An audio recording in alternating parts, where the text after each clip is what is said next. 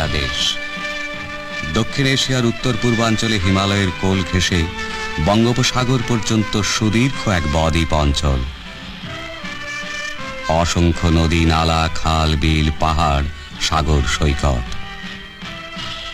প্রাচীন এই জনপদের মানুষ তার ভাষা ও সংস্কৃতিকে করেছে সমৃদ্ধ।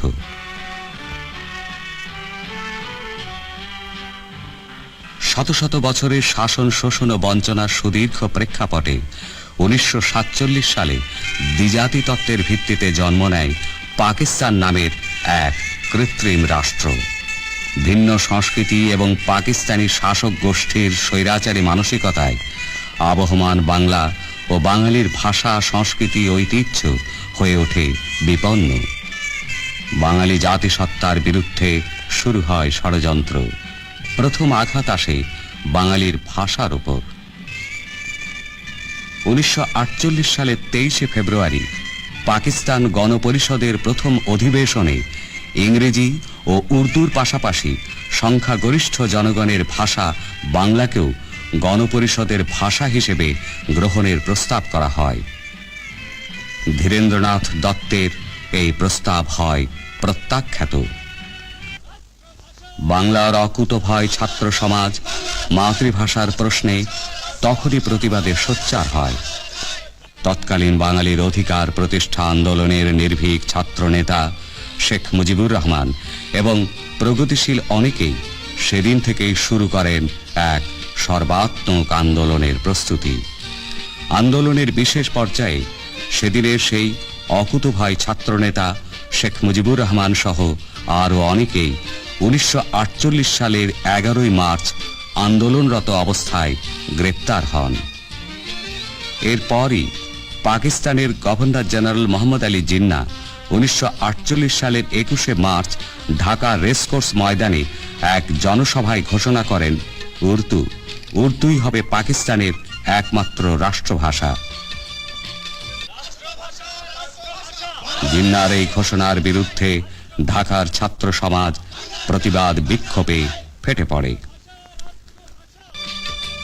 1949 সালে জেল থেকে মুক্তির পরই বাঙালির নেতা শেখ মুজিবুর রহমান রাষ্ট্রভাষা আন্দোলনকে আরো গতিশীল করতে সর্বাত্মক উদ্যোগ নেন।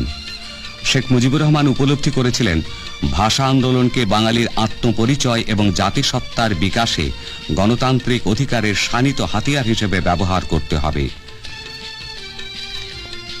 ধীরে ধীরে এই আন্দোলন চরম পর্যায়ে পৌঁছালে 1950 সালের 11ই মার্চ গণ আন্দোলনের কর্মসূচির অন্যতম প্রধান উদ্যোক্তা শেখ মুজিবুর রহমান পুনরায় কারারুদ্ধ হন।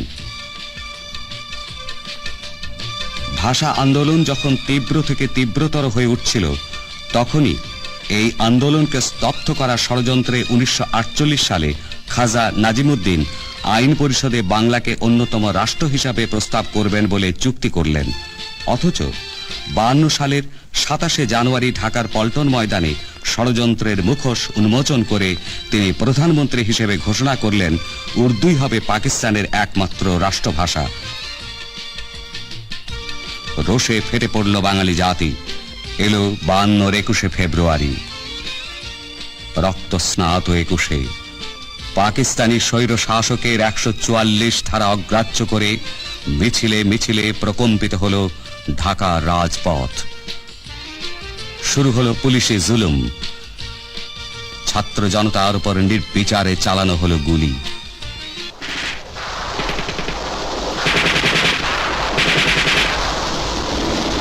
রক্তে রঞ্জিত হল রাজপথ। শহীদ হলেন রফিক, জব্বার, সালাম, বরকত, শফিক সহ নাম না জানা অসংখ্য বীর বাঙালি। বাঙালি সেদিন রক্ত দিয়ে বিশ্ববাসীকে বুঝিয়ে দিয়েছিল মাতৃভাষাকে কিভাবে ভালোবাসতে হয়। ভাষার জন্য, আপন সংস্কৃতির জন্য বিশ্বের আর কোথাও এমনভাবে কাউকে রক্ত ঝরাতে হয়নি। মুক্তির মন্ত্রে উজ্জীবিত বাঙালি বুকের রক্তে লিখে দিল আপন মাতৃভাষার গৌরবোজ্জ্বল নাম।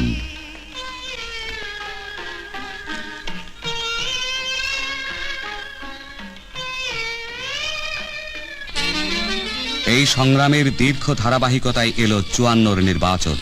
এই নির্বাচনকে কেন্দ্র করে বাঙালি তার অধিকার আদায়ের সংগ্রামে ঐক্যবদ্ধ হবার সুযোগ পেল। দল মত নির্বিশেষে প্রতিটি মানুষের কাছে মাতৃভাষার মর্যাদার প্রশ্নটি হয়ে উঠল এক এবং অভিন্ন বিষয়। 1956 সালে প্রাদেশিক পরিষদে বাঙালির প্রিয় নেতা শেখ মুজিবুর রহমানের প্রস্তাবে বাংলা এদেশের অন্যতম রাষ্ট্রভাষা হিসেবে স্বীকৃতি পেলেও ষড়যন্ত্রকারীরা তা বাস্তবায়িত হতে দেয়নি। 1958 সালে চাপানো হল সামরিক শাসন। 1966-তে বাঙালির মুক্তির সনদ 6 দফা আন্দোলনকে স্তব্ধ করতে বঙ্গবন্ধু শেখ মুজিবুর রহমানকে অন্তরীণ করা হলো। সাজানো হলো আগরতলা ষড়যন্ত্র মামলা। বঙ্গবন্ধুকে ফাঁসিতে ঝোলানোর সর্বতোভাবে ষড়যন্ত্র করা হলো।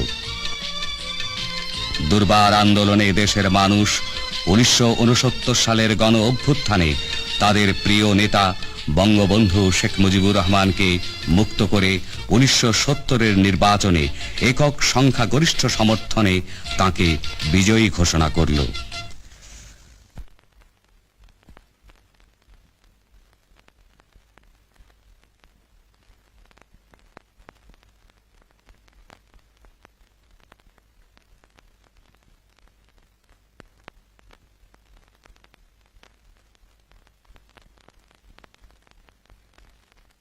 ছয় দফা আন্দোলনের পাশাপাশি 1971-এর 21শে ফেব্রুয়ারি ঢাকায় কেন্দ্রীয় শহীদ মিনারের পাদদেশে শ্রদ্ধাবনত লক্ষ জনতার সমাবেশে বঙ্গবন্ধু ঘোষণা করলেন, আমি যদি নাও থাকি তোমরা এ দেশকে স্বাধীন করবে আর এদেশের রাষ্ট্রভাষা হবে বাংলা।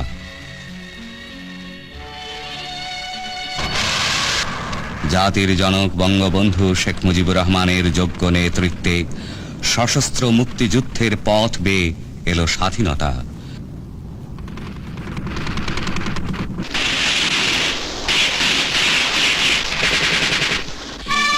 সুদীর্ঘ সময়ের পরাধীনতার শৃঙ্খল ভেঙে বাঙালির জীবনে এলো এই সত্যিকারের প্রথম বিজয়।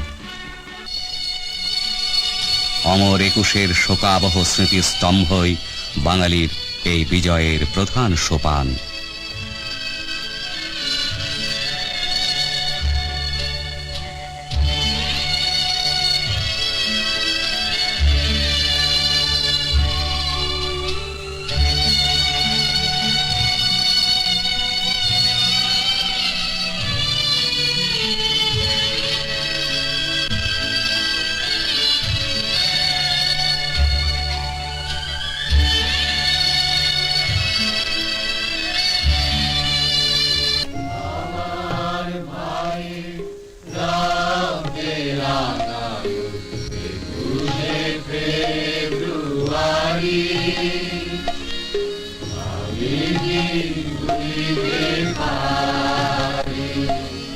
বিশ্বকবি রবীন্দ্রনাথ ঠাকুর 1913 সালে তাঁর নোবেল বিজয়ের মধ্য দিয়ে বাংলা ভাষাকে বিশ্ব সভায় পরিচিত করেছিলেন।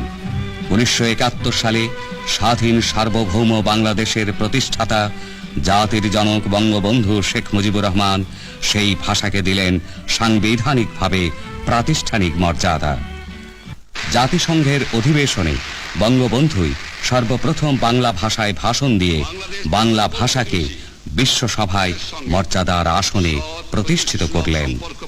চেষ্টা চালিয়ে যাবে যে সম্পর্কের ভিত্তি হবে শান্তিপূর্ণ সহ অবস্থান, পরস্পরের সার্বভৌমত্ব ও আঞ্চলিক অখণ্ডতার প্রতি সম্মান প্রদর্শন এবং একে অন্যের আভ্যন্তরীণ বিষয়ে হস্তক্ষেপ না করা।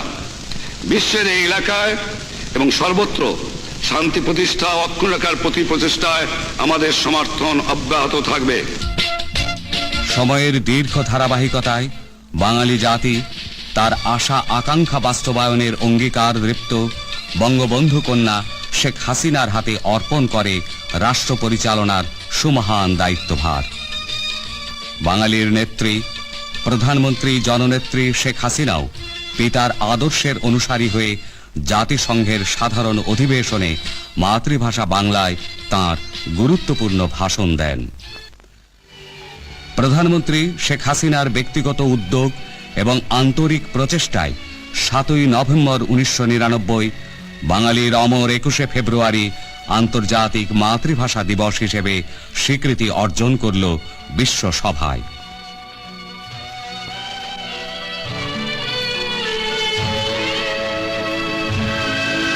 1999 সালের 7ই ডিসেম্বর ঢাকার পল্টন ময়দানে এক বিশাল আনন্দ উদ্বেল সমাবেশে প্রধানমন্ত্রী শেখ হাসিনা মাতৃভাষা চর্চা ও গবেষণা কেন্দ্র প্রতিষ্ঠার এক ঐতিহাসিক ঘোষণা দেন। তিনি বলেন, ভাষার জন্য রক্তদানের মাধ্যমে আমরা বিশ্ববাসীকে শিখিয়েছি কিভাবে মাতৃভাষাকে ভালোবাসতে হয়। আমরা সকল ভাষার প্রতি শ্রদ্ধা জানানোর মাধ্যমে মহিমান্বিত করব বিশ্বের সকল মাতৃভাষার মর্যাদা। আমাদের ভাষা শহীদদের আত্মদান এভাবেই বিশ্বের সকল ভাষাভাষীর আপন মাতৃভাষাকে স্বমহিমায় উদ্ভাসিত করবে সমুজ্জ্বল।